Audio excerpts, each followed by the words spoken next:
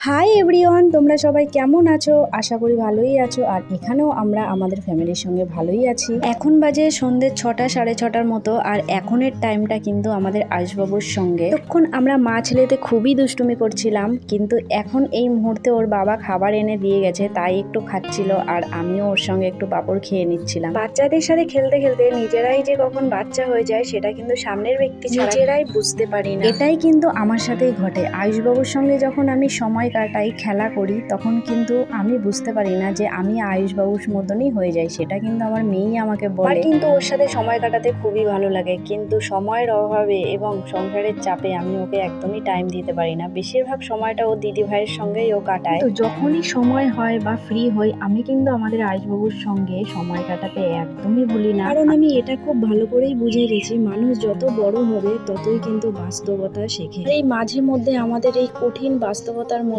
থেকে আমাদের কিন্তু সেই ছোটবেলার দিনগুলো ফিরে পেতে ইচ্ছা করে। তো যে দিনগুলো একবার চলে যায় সেটা কিন্তু আর কখনোই ফেরত পাওয়া যায় না। এদের সঙ্গে থাকলে খানিকটা কিন্তু পাওয়া যায়। আমাদের কার কার কি মনে হয় আমি কিন্তু জানি না। আমি কিন্তু এটাই জানি যে ওদের সাথে আমাদের সময় একটু বের করে আমরা যদি ওদের সাথে একটু সময় কাটাই, তাহলে ওরাও আমাদের কাছ থেকে কিছু কিছু শিখতে পারে, আর আমরাও কিন্তু সেই ছোটবেলার দিনগুলো ওদের কাছ থেকে আবারও ফিরে পেতে পারি।